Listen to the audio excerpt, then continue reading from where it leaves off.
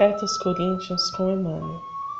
Estudo das cartas de Paulo de Tarso à comunidade cristã de Corinto, sob as luzes da doutrina espírita. Unidade. Na criação divina tenho meu papel, minha função. Como uma grande engrenagem, segue o mundo. Cada um em sua tarefa, cada um auxiliando com suas aptidões. E o grande relojoeiro conduz no tempo e no espaço, encaminhando-nos seus grandes aprendizes que nos lembram: sois deuses príncipes da criação divina, sois únicos e o amor os entrelaça, construindo o reino de Deus. Texto para análise. Porque assim como o corpo é um e tem muitos membros, e todos os membros, sendo muitos, são um só corpo, assim é Cristo também. Pois todos nós fomos batizados em um Espírito, formando um corpo, quer judeus, quer gregos, quer servos, quer livres, e todos temos bebido de um Espírito, porque também o corpo não é um só membro, mas muitos. Se o pé disser, porque não sou mão, não sou do corpo, não será por isso do corpo? E se a orelha disser, porque não sou o olho, não sou do corpo, não será por isso do corpo? Se todo o corpo fosse olho, onde estaria o ouvido? Se todo fosse ouvido, onde estaria o olfato? Mas agora Deus colocou os membros no corpo, cada um deles como quis. E se todos fossem um só membro, onde estaria o corpo? Assim, pois, há muitos membros, mas um corpo. E o olho não pode dizer à mão: não tenho necessidade de ti, nem ainda a cabeça aos pés: não tenho necessidade de vós. Antes, os membros do corpo que parecem ser os mais fracos são necessários. E os que reputamos serem menos honrosos no corpo, a esses honramos muito mais. E aos que em nós são menos decorosos, damos muito mais honra. Porque os que em nós são mais nobres não têm necessidade disso. Mas Deus assim formou o corpo, dando muito mais honra ao que tinha falta dela, para que não haja divisão no corpo, mas antes tenham os membros igual cuidado uns dos outros, de maneira que se um membro padece, todos os membros padecem com ele, e se um membro é honrado, todos os membros se regozijam com ele. Ora, vós sois o corpo de Cristo, e seus membros em particular, e a uns pôs Deus na igreja, primeiramente apóstolos, em segundo lugar profetas, em terceiro doutores, depois milagres, depois dons de curar, socorros, governos, variedades de línguas. Porventura, são todos apóstolos? São todos profetas? São todos doutores? São todos operadores de milagres? Têm todos o dom de curar? Falam todos diversas línguas? Interpretam todos? Portanto, procurai com zelo os melhores dons, e eu vos mostrarei um caminho mais excelente. 1 Coríntios, capítulo 12, versículos 12 a 31.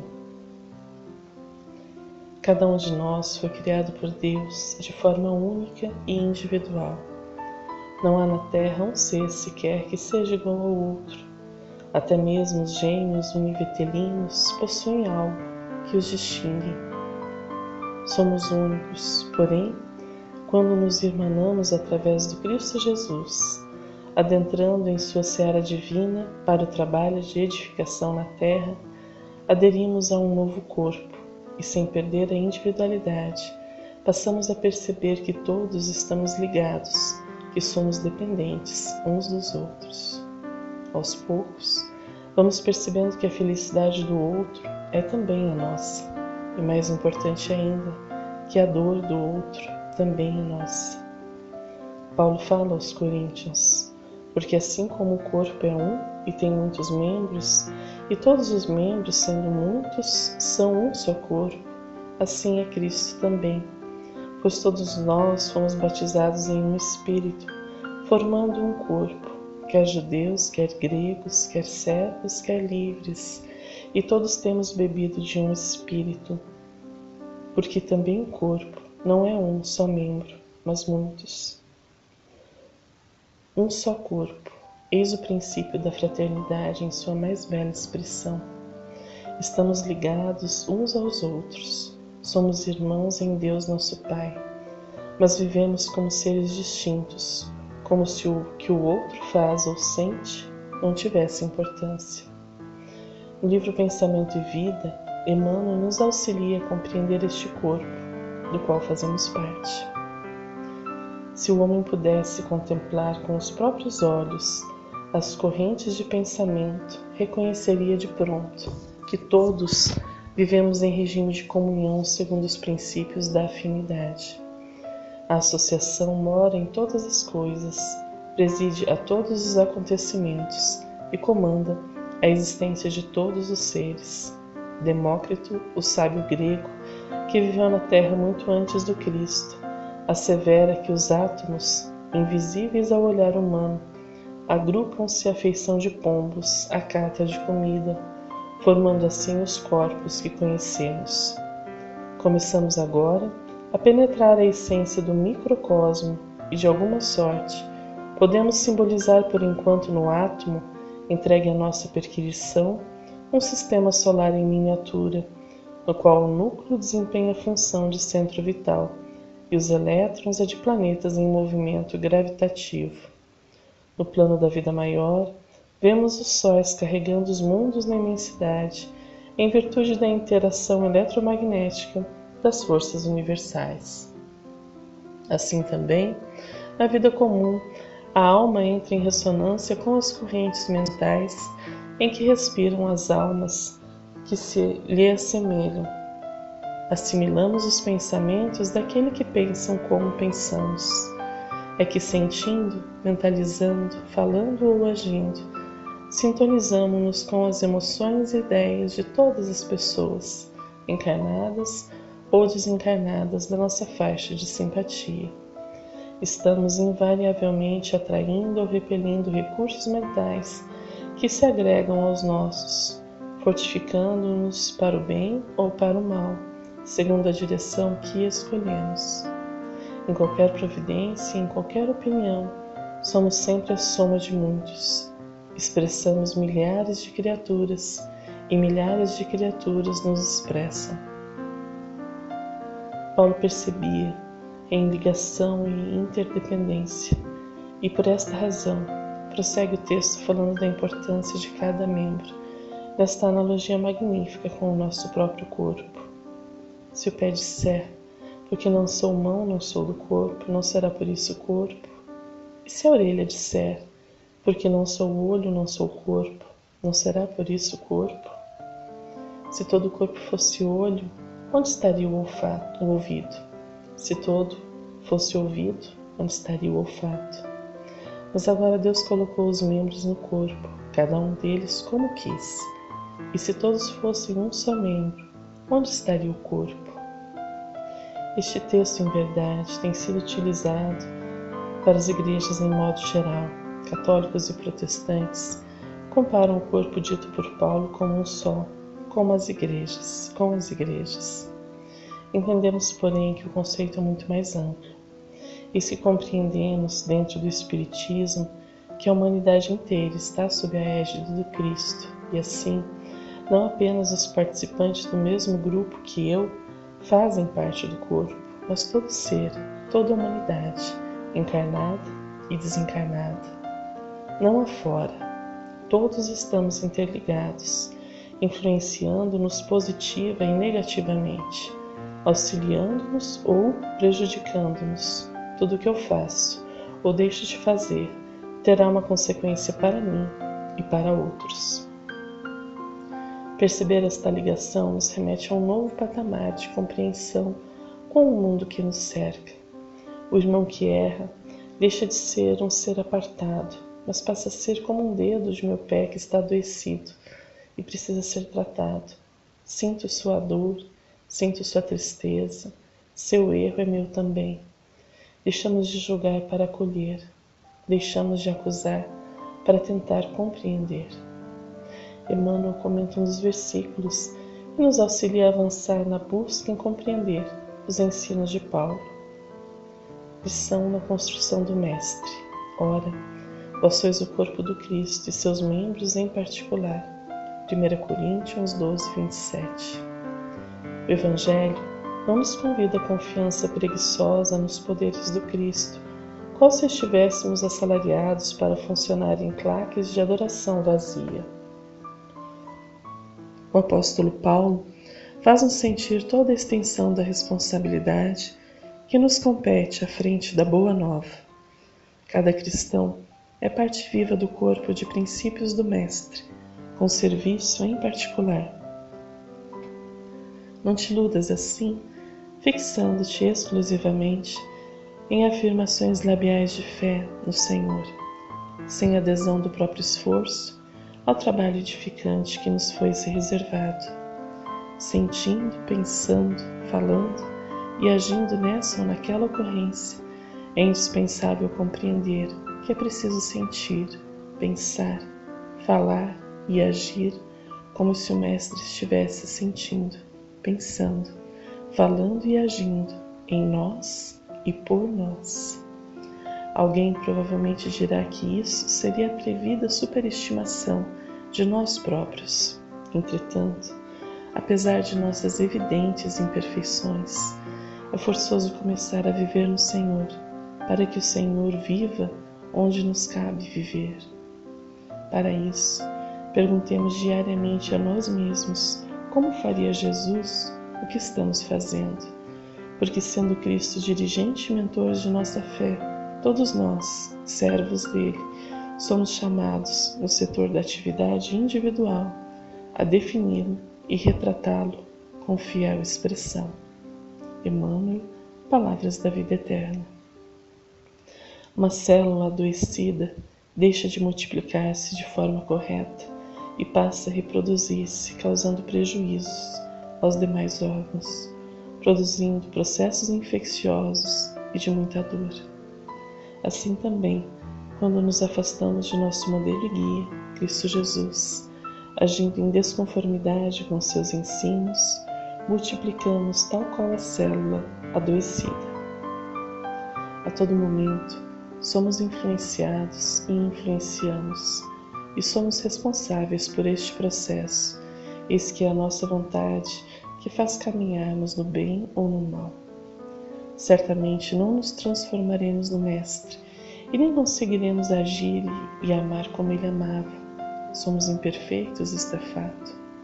A questão é que precisamos ter consciência de que nossa vida afeta a do outro, e diante deste fato, nos esforçarmos mais para caminhar no bem com retidão, espalhando luzes e não mais trevas.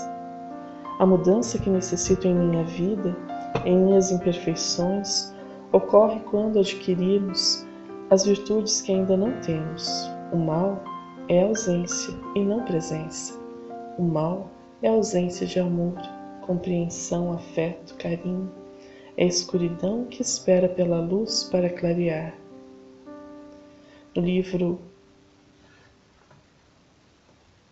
Bênçãos de Paz, Emmanuel comenta sobre esta questão. Na seara espírita, ora, vós sois do Cristo individualmente membros desse corpo. Em doutrina espírita é indispensável nos convençamos definitivamente, todos nós, os seus cultivadores, de que não fomos chamados às construções de espiritualidade para desempenhar a mera função de espectadores. Jamais escorarmos-nos na ideia de imperfeição pessoal para demitir-nos do trabalho a fazer. Observar as edificações do bem comum, acima de tudo, pertencem a nós que lhes percebemos a urgência e a necessidade, e não aos outros que ainda não despertaram em espírito para considerar-lhes a importância. Não nos queixarmos, da falta de orientação no dever a cumprir, porquanto estamos informados com respeito às atitudes que nos competem na esfera da consciência, não transferir aos amigos, sejam quais forem, a culpa de nossos fracassos ou qualquer das obrigações que a vida nos atribui, olvidar a sensibilidade ferida e atuar incessantemente para que se realize o bem de todos. Fugirmos de contendas em torno de problemas doutrinários acessórios, mas sustentar o conceito criterioso e sereno na preservação dos valores essenciais, estimar a posição de todos os companheiros no degrau em que se colocam, sem desprezar a nenhum, cientificarmos de que o conselho bom, se o bom exemplo, é comparável ao promissório sem crédito, a caminho de protesto nos tribunais da vida por falta de pagamento. Erguer o esforço da ação construtiva ao nível de nossa responsabilidade, identificável na altura de nossa palavra edificante. Acatar as experiências alheias e aproveitá-las. Resistirmos à influência do mal, sem render-nos à falsa suposição de que não podemos abolir ou diminuir o quadro das provações necessárias. Nunca vivemos tão profundamente mergulhados nos grandes ideais que não encontremos tempo para as demonstrações pequeninas de entendimento e de afeto. Equilibrarmos os recursos da existência, de modo que não sejamos pesados à coletividade a que se vincula a nossa cooperação. Recusar privilégios. Reconhecermos que se a doutrina espírita nos serve e auxilia de inúmeros modos, é natural que ela chegue até nós, esperando venhamos a conhecer e a praticar a nossa obrigação de auxiliar e servir. Interessante que Emmanuel fala em equilibrarmos os recursos da existência. Outrora falhamos, hoje temos a oportunidade de recompor, de reparar o dano, trazendo ao equilíbrio o que outrora destruímos. De igual forma, ao percebermos o erro ou o equívoco de um irmão, somos também convidados a proceder de forma a buscar o equilíbrio, fazendo algo além de nossa obrigação ou dever para efetivamente servir e auxiliar. Para que o mundo conheça o bem, ele necessita que façamos um pouco mais do que o que seria nossa obrigação. Nas simples coisas do dia a dia, iremos avançar nesta compreensão. Se alguém foi ríspido e mal educado, serei ainda mais cortês e amistoso, a fim de não prosseguir com o círculo vicioso da contenda. Se alguém foi maledicente, não passarei a informação venenosa a outros corações, silenciando em mim a palavra de desdita. A cada dia temos a oportunidade de promover o bem, e a perspectiva de que estamos todos interligados nos permite agir de forma a resistir ao mal. Encerramos o estudo com mais uma lição de Emmanuel, comentando os versículos finais do livro Fonte Viva. Procuremos com zelo. Procurai com zelo os melhores dons, e eu vos mostrarei um caminho ainda mais excelente. 1 Coríntios 12:31. A ideia de que ninguém deve procurar aprender e melhorar-se para ser mais útil à revelação divina é muito mais uma tentativa de consagração à ociosidade que um ensaio de humildade incipiente. A vida é curso avançado de aprimoramento, através do esforço e da luta, e se a própria pedra deve sofrer o burilamento para refletir a luz, que dizer de nós mesmos, chamados desde agora a exteriorizar os recursos divinos. Ninguém interrompa o serviço abençoado da educação a pretexto de cooperar com o céu, porque o progresso é um comboio de rodas infatigáveis que relega para trás os que se rebelam contra os imperativos da frente. É indispensável avançar com a melhoria consequente de tudo o que nos rodeia, e o Evangelho não endossa qualquer atitude de expectativa displicente. A palavra de Paulo é demasiado significativa. Dirigindo-se aos coríntios, o apóstolo da gentilidade exorta-os a procurarem com fervor os melhores dons. É imprescindível nos disponhamos a adquirir as qualidades mais nobres de inteligência e coração, sublimando a individualidade imperecível. Cultura e santificação, através do trabalho e da fraternidade, constituem um dever para todas as criaturas. Autoaperfeiçoamento é obrigação comum. Busquemos zelosos a elevação de nós mesmos, assinalando a nossa presença, seja onde for, com as bênçãos do serviço a todos. E tão logo estejamos integrados no esforço divino, dentro da ação pessoal incessante no bem, o alto nos descortinará mais iluminados caminhos para a ascensão. Que não sejamos mais indiferentes à dor do outro, que ela nos inquiete e nos faça agir. Que não sejamos também indiferentes à alegria do outro, que ela nos alcance e nos alegre também. Que prossigamos nossa jornada atentos a este contínuo intercâmbio entre mentes e corações. Que seja sempre Jesus o nosso caminho e a nossa luz. Um fraterno abraço e até o próximo estudo.